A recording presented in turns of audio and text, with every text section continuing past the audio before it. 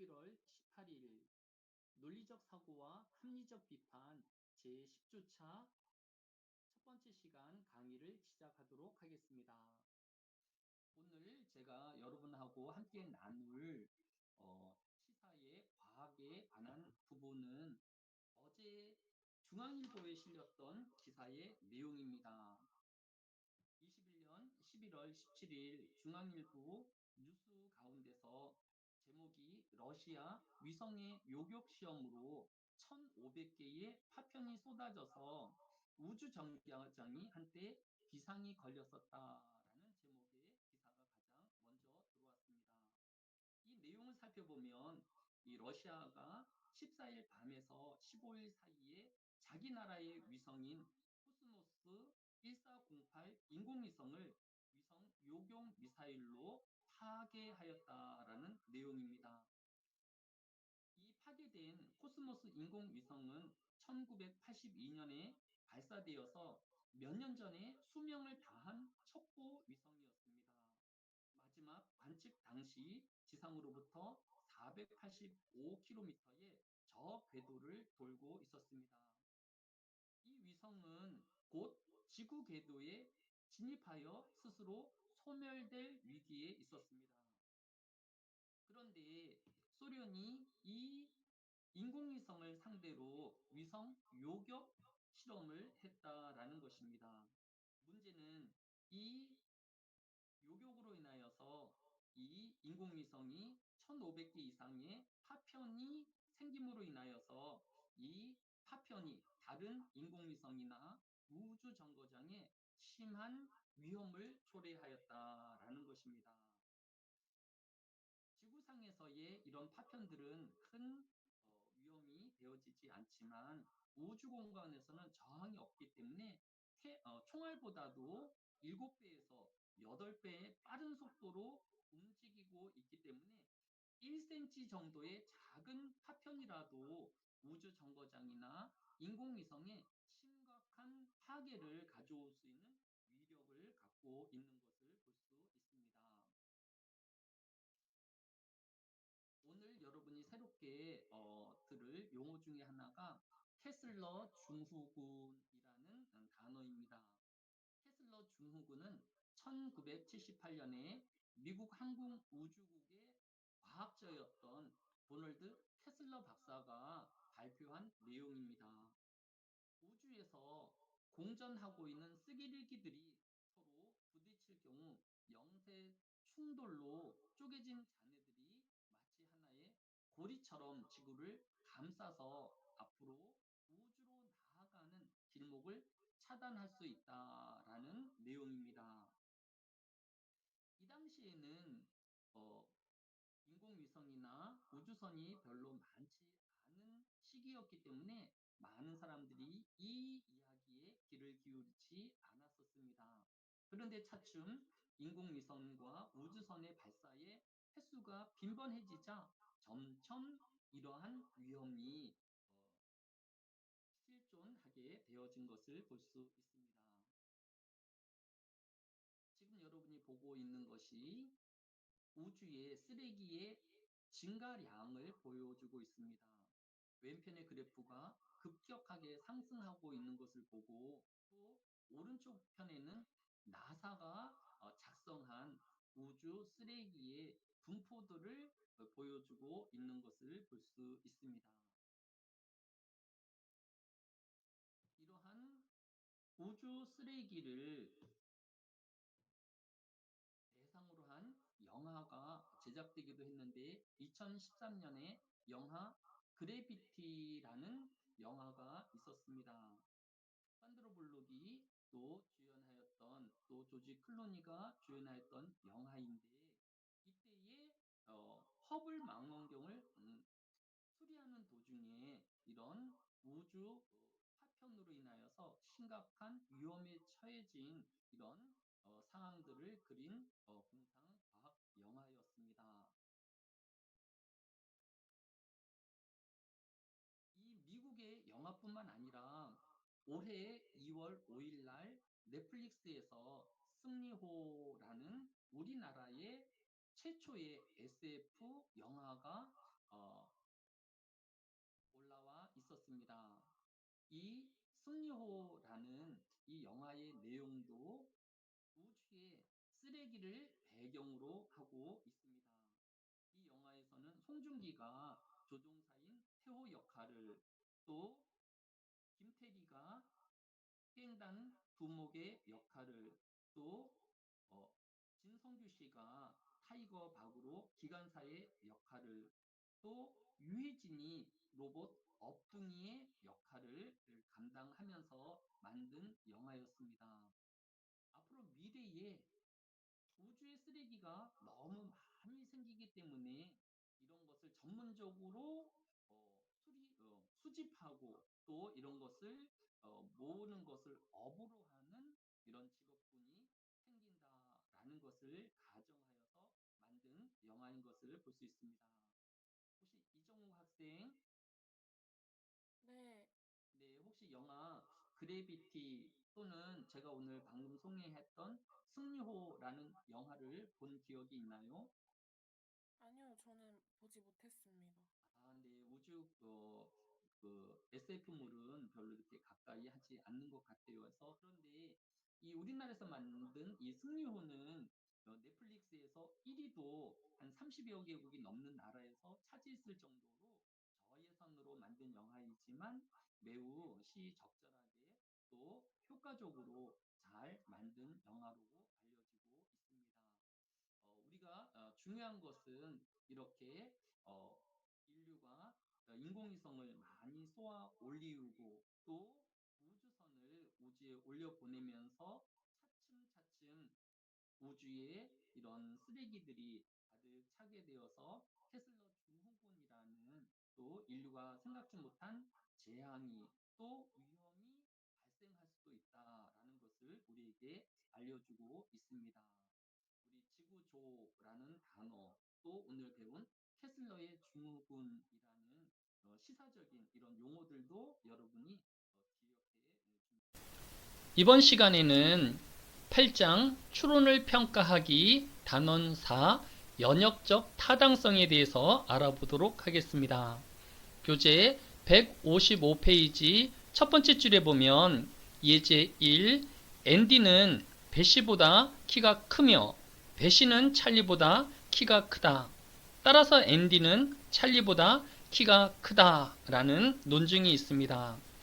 이 세 사람을 생각해 보면 앤디가 배시보다 키가 크고 배시가 찰리보다 클 경우 앤디는 찰리보다 클 수밖에 없다라는 것을 알 수 있습니다. 이러한 이유가 참이라면 결론도 참일 수밖에 없는 것입니다. 그래서 우리는 다음과 같이 말할 수 있습니다. 이유가 참이라면 결론도 참일 수밖에 없다. 이유가 참인데 결론이 거짓일 수는 없다. 이것이 바로 연역적으로 타당한 논증의 의미입니다. 다른 예를 보면 교재 155페이지 9번째 줄, 우리가 여기에서 왼쪽으로 가거나 오른쪽으로 가야 한다. 왼쪽으로 가면 도로 보수공사 때문에 차가 막힐 테고, 오른쪽으로 가면 자동차 사고 때문에 차가 막힐 것이다. 따라서 어느 쪽으로 가든 차가 막힐 것이다. 이 예에서 우리가 왼쪽으로 가거나 오른쪽으로 가야 하는 경우만 존재한다라고 하면 이것은 참이고, 다른 주장들도 참이라면 차가 막힐 수밖에 없을 것입니다. 이유가 다 참이라면 이런 결론을 피할 도리가 없는 것입니다. 이유가 다 참인데 결론만 거짓일 수는 없기 때문입니다. 이제 우리는 연역적으로 타당하지 않은 논증의 예를 한번 들어보도록 하겠습니다. 교재 155페이지 밑에서 다섯 번째 줄, 예 3, 파리 루브르 박물관에 소장되어 있는 모나리자 그림은 세계에서 가장 유명한 그림 가운데 하나이다. 화가가 피부색을 그린 방식이 하도 독특해서 출처를 모르더라도 그것만 보고도 그 그림을 찾아낼 수 있다. 그 그림을 레오나르도 다빈치가 그렸다는 데 대해 여태껏 아무런 의문이 없었다. 따라서 그것은 레오나르도 다빈치가 그렸음이 분명하다 라는 논증이 있을 때에 이 논증은 연역적으로 타당하지 않습니다. 여태껏 아무런 이 그림의 화가 레오나르도 다빈치라는 것에 의문이 없었다고 하더라도 우리는 아주 엄청난 사기가 저질러졌을 수도 있다는 상상을 해볼 수 있기 때문입니다.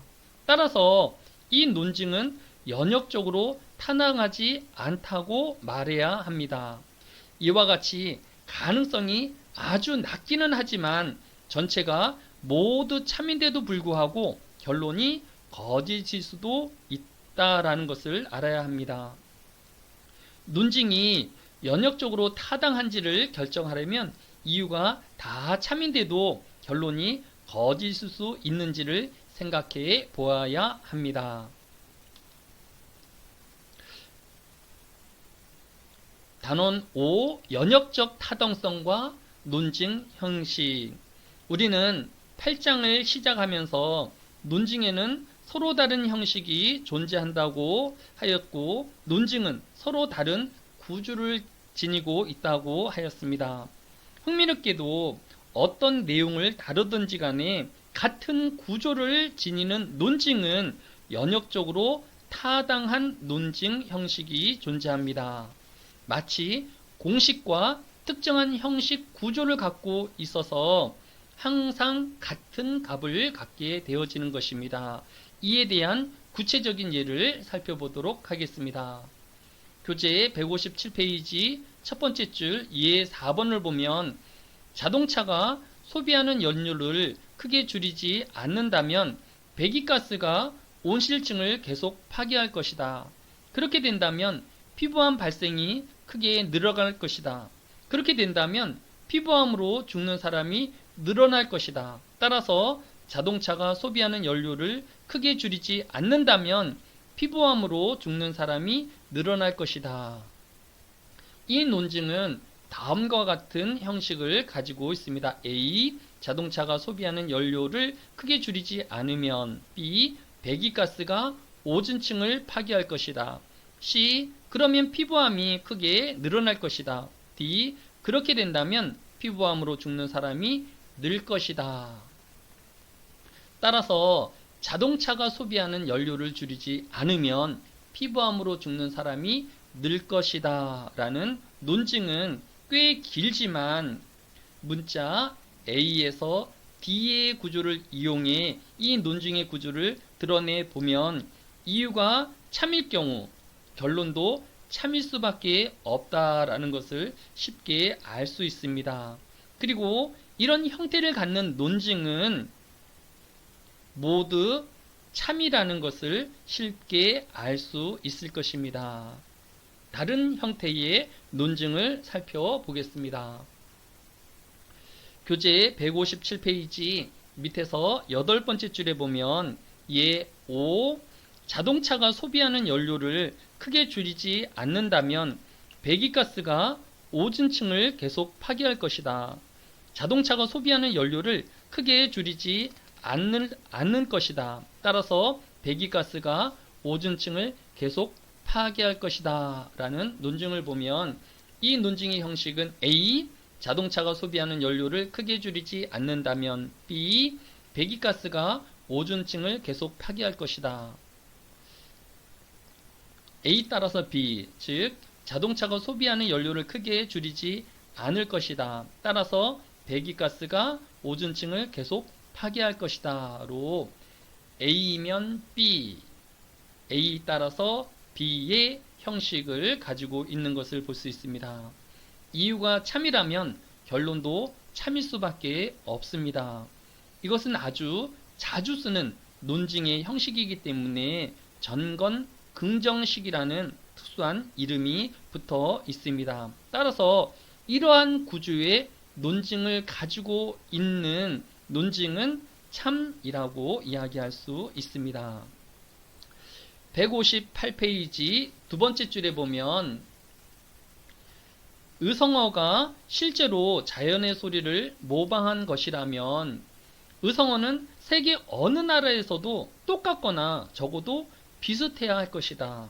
그런데 아주 흥미롭게도 자세히 살펴보면 의성어는 그렇지 않다라는 것을 알 수 있다. 따라서 이런 이론은 틀렸음이 분명하다. 이 논증의 구조는 A이면 B, B가 아니다. 따라서 A가 아니다의 형식을 가지고 있습니다. 우리는 이러한 구조의 논증을 후건 부정식이라고 부릅니다. 또 다른 예를 들어서 모든 까마귀가 검다고 했으니 내가 지금 발견한 까마귀도 검을 것이어야 한다. 나는 지금 검지 않은 까마귀를 발견했다. 따라서 모든 까마귀가 검다고 말할 수 없다라고 우리가 이야기할 수 있는 것입니다. 다음으로 지금까지 살펴본 이 연역적 타당성과 논증 형식 세 가지를 정리하면 A면 B, B면 C, C면 D, 따라서 A면 D는 연역적 타당성을 말하는 것이고 A면 B, A 따라서 B는 정건 긍정식을 나타내는 것이고 A면 B, B가 아니면 따라서 A도 아니다는 후건 부정식이 되어지는 것입니다. 교재 159페이지 보면 단원 6, 합리적 의심의 여지없는 결론이 입증된 논증입니다. 159페이지 밑에서 첫 번째 줄에 보면 만약 법정의 배심원이라면 우리가 주목해야 하는 것은 이유가 참인데 결론이 거짓일 가능성이 있는지의 여부보다는 이유가 참인데 결론은 거짓이라고 보는 의심의 합리적인가의 여부에 보다 주목해야 합니다. 160페이지 네 번째 줄 예를 보면 1996년에 러셀과 두 딸인 메간과 조씨가 시골길에서 낯선 남자에 의해 잔인하게 살해되었습니다. 수사 결과 마이클 스톤이라는 사람이 살인 혐의로 기소되었습니다. 그런데 이 스톤에 대한 법의학적 증거 즉 혈흔이나 지문이 발견되지 아니하였습니다. 그런데 스톤이 구치소에 있을 때에 그와 대화를 나눈 두 다른 죄수가 구치소에서 그들에게 자신이 범인임을 고백했다고 증언하였습니다. 법정에서의 배심원들은 이들 두 사람의 증언을 받아서 이 스톤을 유죄로 범인으로 특정하였습니다. 배심원들이 합리적 의심의 여지 없이 스톤을 범인으로 지목한 증거는 무엇이었을까요? 아마도 이 두 증인이 각각 독립적인 진술을 했고 이 진술을 함으로 인하여서 얻는 이득이 없었기 때문에 이 두 증인의 증언을 합리적인 증인으로 또 합리적 의심의 여지 없는 증거로 받아들여서 스톤을 범죄자로 특정할 수 있었던 것입니다. 162페이지 단원 7 증거에 비추어 볼 때 그렇지 않을 가능성보다 그럴 가능성이 더 높다는 것을 보이기. 162페이지 첫 번째 줄에 보면 우리가 잘 알고 있는 소설 왓슨은 최근에 내 소유가 된 오래된 시계를 홈즈에게 보여주면서 이전 소유가 누구였는지에 대해서 물었습니다. 그때 홈즈는 이 시계는 당신 것이었으며 형은 아마도 아버지에게 물려받았을 것이다 라고 추론하였습니다. 그 이유를 물어보니까 이 시계는 50년쯤 되어 보이는데 이 시계 뒷면에 HW라고 쓰여져 있는 것을 보아서 아마도 연령이나 또 이니셜로 봐서 당신 아버지의 것으로 특정할 수 있었다. 그런데 내가 알기로는 아버지가 오래전에 돌아가셨기에 이 시계는 누군가에게 소유되었다가 최근에 왓슨에게 소유가 되었다라면 아마도 아버지에게서 장남에게 상속되었다가 그것이 당신이 것이 되었다라고 추론할 수 있다라고 답하였다고 합니다. 놀랍기는 하지만 홈즈의 추론은 아주 인상적이지만 결정적인 추론의 근거는 부족하다라는 것을 주목해야 합니다. 그의 추리는 연역적으로 타당하지 않습니다. 홈즈는 다만 과거의 경험에 근거하여 현재의 판단을 내리고 있는 것입니다. 달리 말해 홈즈는 확률의 근거에 주장을 하고 있는 것입니다. 이런 유형의 추론은 연역적으로 타당하지 않으며 결론은 합리적 의심의 여지 없이 입증된 것도 아닙니다. 하지만 이러한 추론은 우리가 살아가면서 많은 상황에서 요긴하게 사용될 수 있습니다. 다만 이런 형태의 추론이 설득력이 있기를 위해서는 다른 합당한 대안들은 다 배제되었는지를 살펴야 합니다. 또 우리가 내리고자 하는 결론이 해당 분야에서 우리가 알고 있는 것과 배치되지 않는지 잘 만든지 등을 살펴보아야 합니다.